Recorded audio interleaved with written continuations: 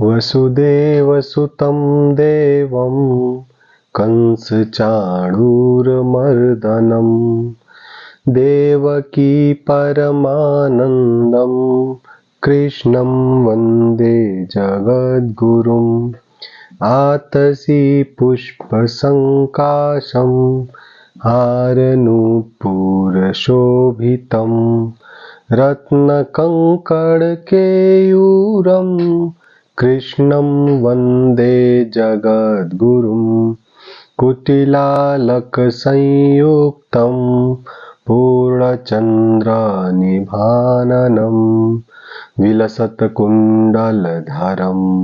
कृष्णं वन्दे जगद्गुरुं मन्दारगन्धसंयुक्तं चारुहासं चतुर्भुजं बहिरपिञ्छावचूडाङ्गं कृष्णं वन्दे जगद्गुरुम् उत्फुल्लपद्मपत्राक्षं नीलजीमूतसन्निभं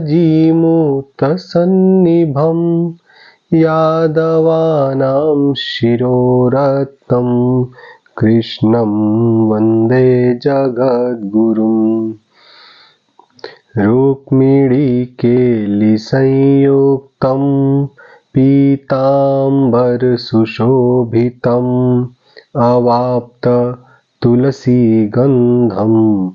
कृष्णं वन्दे जगद्गुरुं गोपिकानां कुचद्वन्द्व कुङ्कुमाङ्कितवक्षसं श्रीनिकेतं महेश्वासं कृष्णं वन्दे जगद्गुरुम् श्रीवत्साङ्कं महोरस्कं वनमाला विराजितं शङ्खचक्रधरं देवं कृष्णं वन्दे जगद्गुरुम् कृष्णाष्टकमिदं पुण्यं प्रातरुत्थाय यः पठेत् कोटिजन्म कृतं पापं स्मरणेन विनश्यति इति कृष्णाष्टकम् वसुदेवसुतं देवं कंसचाणूरमर्दनं देवकी परमानन्दं कृष्णं वन्दे जगद्गुरुम् ॐ श्री परमात्मने नमः। अथ श्रीमद्भगवद्गीता महात्म्यं गीताशास्त्रमिदं पुण्यं यः पठेत प्रयतः पुमान् विष्णोः पदं वाप्नोति भयशोकादिवर्जितः गीताध्ययनशीलस्य प्राणायामपरस्य च नैव सन्ति हि पापानि पूर्वजन्म कृतानि च मलनिर्मोचनं पुंसां जलस्नानं दिने दिने सुकृतिगीताम्भसि स्नानं संसारमलनाशनं गीता सुगीता कर्तव्या किमन्यैः शास्त्रविस्तरैः या स्वयं पद्मनाभस्य मुखपद्माद्विनिःसृता भारतामृतसर्वस्वं विष्णोर्वक्त्राद्विनिःसृतं गीता गङ्गोदकं पीत्वा पुनर्जन्म न विद्यते सर्वोपनिषदो गावो दोग्धा गोपालनन्दनः पार्थो वत्सः सुधीर्भोक्ता दुग्धं गीतामृतं महत् एकं शास्त्रं देवकीपुत्रगीतम् एको देवो देवकीपुत्र एव एको मन्त्रः तस्य नामानि यानि कर्माप्येकं तस्य देवस्य सेवा वसुदेवसुतं देवं कंसचाणूरमर्दनं देवकी परमानन्दं कृष्णं वन्दे जगद्गुरुम्।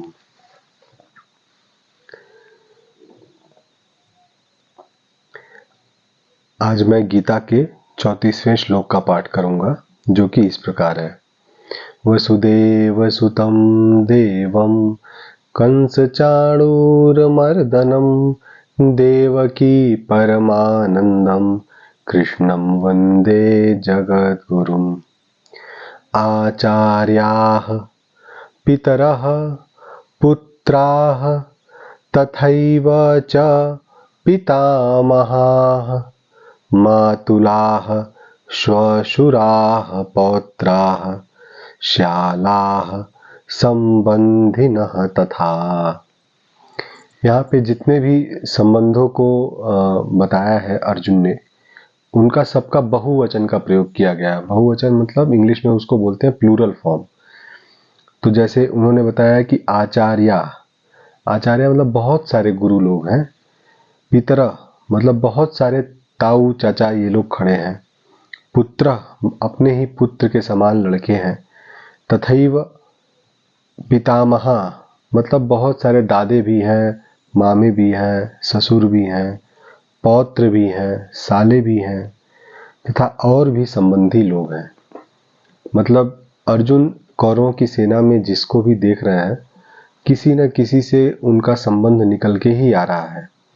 और एक आम आदमी की भाषा में अगर हम लोग देखें इस अवस्था को, तो जैसे हम लोगों को जो समाज शास्त्र में पढ़ाया जाता है कि मानव एक सामाजिक प्राणी है, उसको समाज में रहना अच्छा लगता है।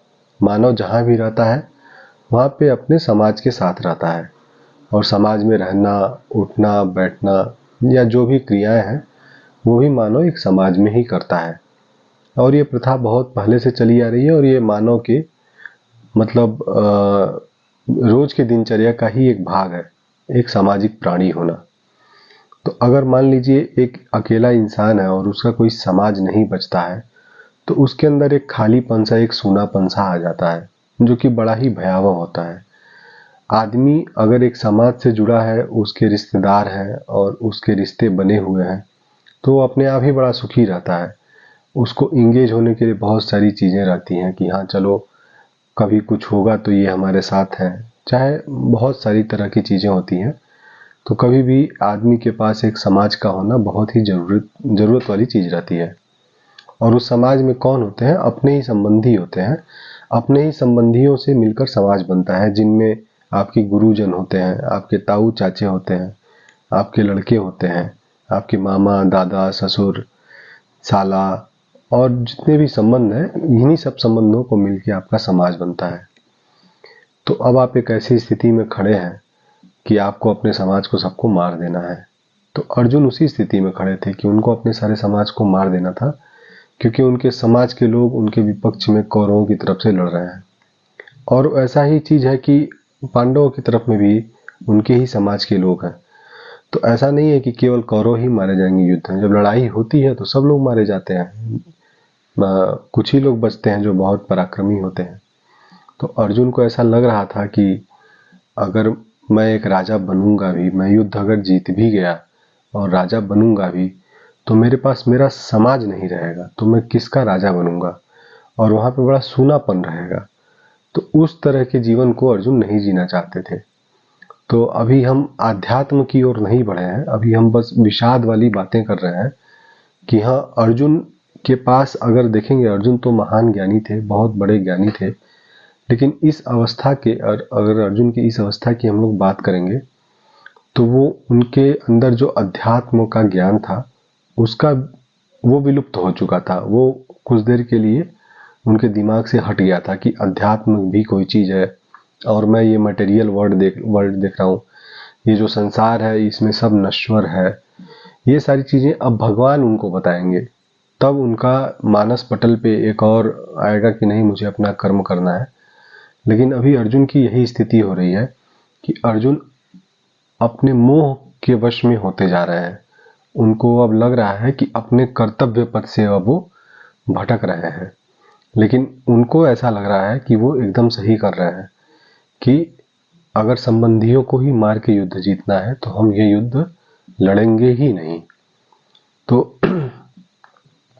एक तरफ होता है अपने कर्म को निभाना, युद्ध लड़ना, और एक तरफ होता है कि नहीं, कर्तव्य पथ से हट जाना। तो बहुत ही बारीक डिफरेंस रहता है इसमें, और उसी डिफरेंस को भगवान श्री कृष्ण के शरण में जब अर्जुन जाते हैं तो भगवान उनको दूर करते हैं। बहुत सारी चीज़ें इसके बाद एक एक करके भगवान अर्जुन को समझाएंगे। लेकिन इस श्लोक में जो 34वें श्लोक में अर्जुन ने बोला है भगवान से, वो यही बोला है कि मेरे इतने संबंधी यहाँ पे युद्ध में खड़े हैं और मेरा दिल, मेरी आत्मा बिल्कुल भी गवाही नहीं दे रही है कि मैं अपना धनुष उठाऊं और इन लोगों से लड़ाई करूं। तो अर्जुन की ये जो स्थिति है बड़ी ही विशेष स्थिति है, और जिसको होता है कि माइंड ब्लाइंडेडनेस, पूरा दिमाग ही अंधा हो जाता है। अब अर्जुन को कुछ भी अब दिख नहीं रहा है। अर्जुन को तो उस समय ऐसा फील हो रहा था कि मैं युद्ध भूमि में भी आके बहुत बड़ी गलती कर दिया हूँ, मैं आया ही यहाँ पे क्यों हूँ, और ये तो बहुत ही गलत हो जाएगा अगर ये लड़ाई होगी तो अर्जुन को वहाँ पे समझ में आ रहा है कि लड़ाई बिल्कुल नहीं होनी चाहिए, अपने स्वजनों को मारने में कोई भी हित नहीं है। तो भगवान फिर अब अर्जुन को समझाएंगे। अर्जुन अभी अपने शरीर की स्थिति ही बता रहे। जब उन्होंने शुरू किया, बोला मेरे हाथ कांप रहे हैं, पैर कांप रहा है, शरीर में कंपन हो रहा है, गांडी सरक रहा है कंधे से, और मेरे स्वजन खड़े हैं। तो अर्जुन अपनी स्थिति की व्याख्या कर रहे हैं, और जो यह अर्जुन की स्थिति है, इन स्थितियों से हमेशा ही इंसान का सामना होता है, और यही स्थितियों को एक साथ कंबाइन करके महर्षि वेदव्यास ने, श्री गणेश जी ने इसको लिखा है। श्रीमद् भगवत गीता भगवान ने कही है, तो श्रीमद् भगवत गीता में इनकी स्थिति को अच्छे से बद्ध किया गया है, और उसका नाम दिया गया अर्जुन विषाद योग, कि अर्जुन को अब विषाद हो रहा है। तो अपना जो स्टेटमेंट था, अर्जुन ने जो बोला था कि हमको न कांक्षे विजयम कृष्ण न च राज्यम सुखानि च, कि मुझे विजय भी नहीं चाहिए और राज्य का सुख भी नहीं चाहिए, वो स्टेटमेंट में और वेट पुट करने के लिए, उस स्टेटमेंट को और भारी बनाने के लिए, कोई पूछेगा ना कि आप युद्ध के मैदान में आए तो आपको विजय क्यों नहीं चाहिए और राज्य क्यों नहीं सुख भोगना चाहते हैं, तो अर्जुन उसके पीछे का लॉजिक भगवान को बता रहे हैं कि भगवान उसके पीछे का लॉजिक यही है।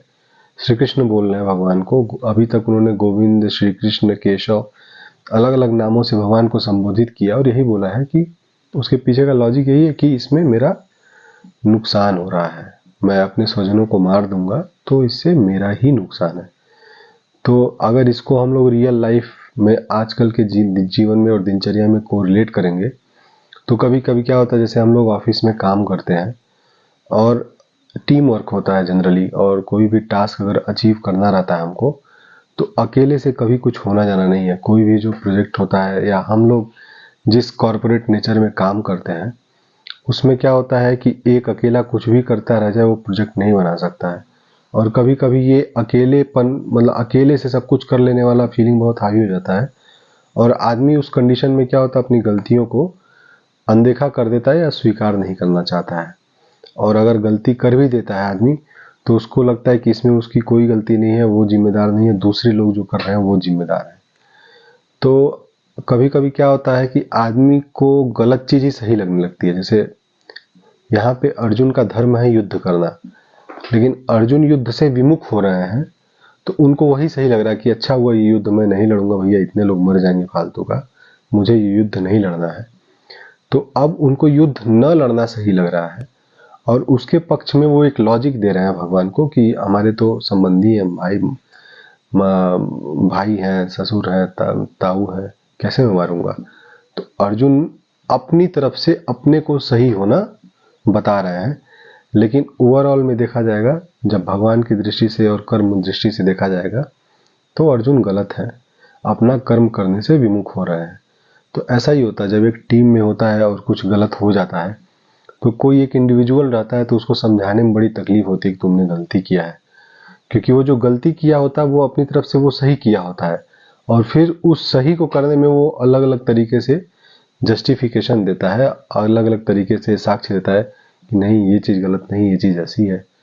जैसे अर्जुन बता रहे हैं कि मैं युद्ध नहीं करूंगा क्योंकि मैं अपने मामा को मार दूंगा, मैं अपने ताऊ को मार दूंगा। तो अर्जुन गलत नहीं बोल रहे होते, उनको अपने पक्ष से अपनी बात सही दिखती है।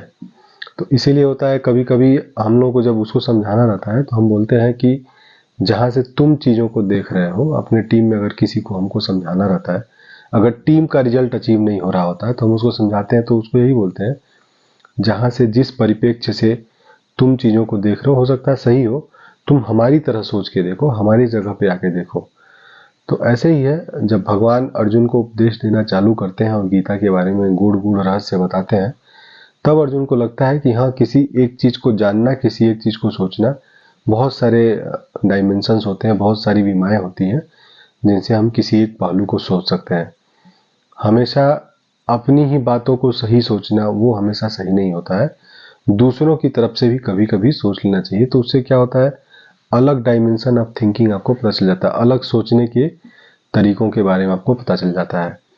अगर किसी से, जैसे इस पे भी ये बहुत डिबेटेबल चीज है, बहुत ही सही चीज है कि अगर अर्जुन, जो धृतराष्ट्र बाद में कहते ही हैं और गांधारी भी श्री कृष्ण भगवान को श्राप देने के टाइम पे कहती हैं कि ये आपकी मर्जी से हो गया युद्ध, अगर आप चाहते तो युद्ध पहले दिन ही नहीं हुआ होता जब अर्जुन गांडीव छोड़ के जा रहे थे, आपने उनको मजबूर किया युद्ध लड़ने पर। तो ये डिबेटेबल है कि महाभारत होना चाहिए था, नहीं होना चाहिए था, लेकिन जब भगवान ने सब कुछ बता ही दिया है गीता में, तो और इसका डिबेट ही खत्म हो जाता है।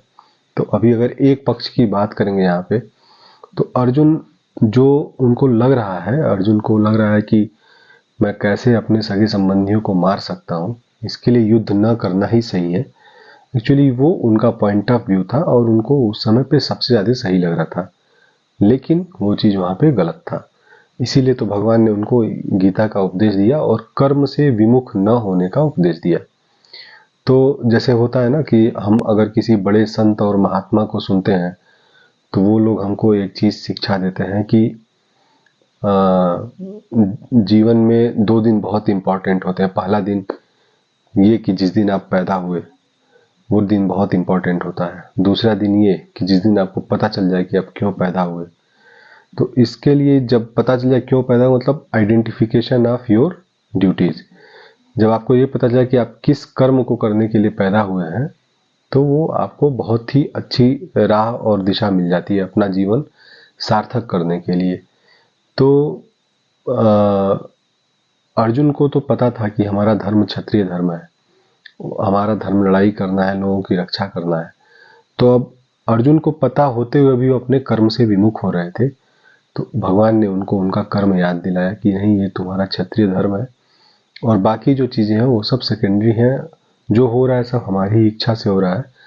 तो इसके लिए कभी जब हम कर्म करते भी होते हैं तो हमको भगवान का नाम लेते रहना चाहिए, श्री कृष्ण भगवान का नाम लेते रहना चाहिए और बोलना चाहिए कि जो भी हो रहा है प्रभु आप ही हमसे करवा रहे हैं, हम तो निमित्त मात्र हैं। तो ये जो अर्जुन की स्थिति है, अर्जुन अपनी स्थिति को, अपने विषाद को और सही ठहराने के लिए क्या क्या चीजें वो भगवान से बोलते हैं अपनी स्थिति के बारे में, अब हम लोग आगे भी पढ़ते रहेंगे। तो 34वें श्लोक में अर्जुन ने यही कहा कि मेरे जो भी रिश्तेदार हैं सब खड़े हैं और सबको मारना तो उचित बिल्कुल भी नहीं है। इसके लिए हे भगवान केशव, हे भगवान कृष्ण, मैं बिल्कुल भी लड़ाई नहीं करना चाहता हूँ। तो अब आगे हम लोग 35वां श्लोक में आगे की वीडियो में देखेंगे। तब तक के लिए धन्यवाद। वसुदेवसुतं देवं कंसचाणूरमर्दनं देवकी परमानंदं कृष्णं वंदे जगद्गुरुम्।